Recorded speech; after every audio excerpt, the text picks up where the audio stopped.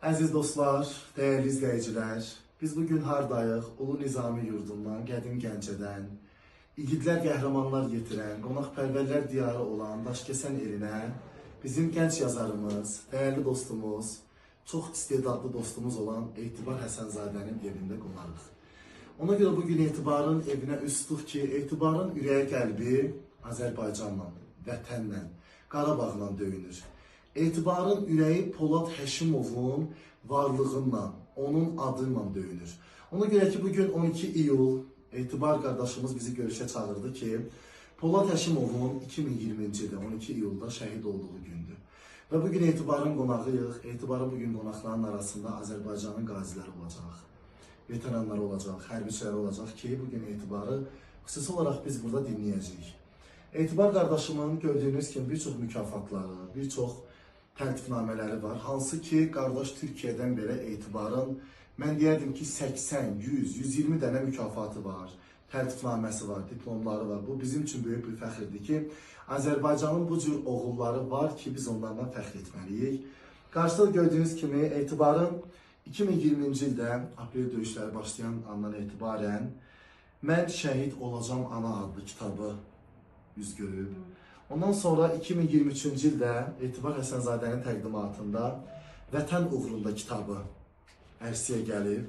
Və nəhayət 2025-ci ildə isə Etibar Həsənzadənin təqdimatında Zəfərlərə doğru kitab işıq üzü görüb, ictimaiyyətə təqdim olunubdur.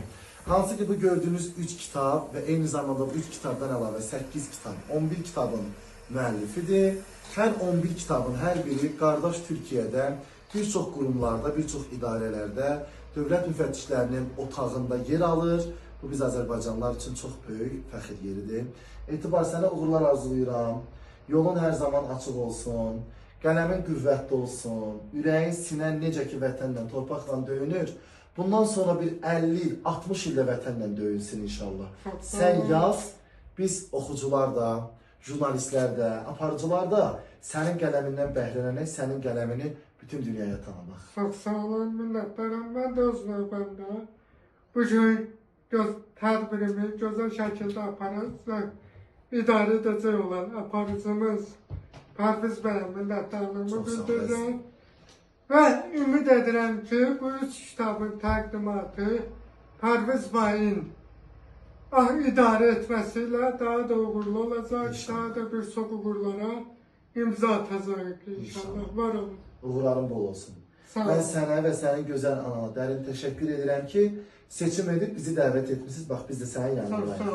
Çox sağ olun. Birazdan başqa Polad Həşimova da Allah'tan rəhmət diləyirəm. İnşallah. Allah bütün şəhidlərimizə rəhmət eləsin, qazilərimizə can sağlığı versin. Azərbaycanımızı Hər zaman qoruyan, yanınızdayıq inşallah. Azərbaycanımızı qoruyan igid əsgərlərimizi də Tanrı qorusun deyirik.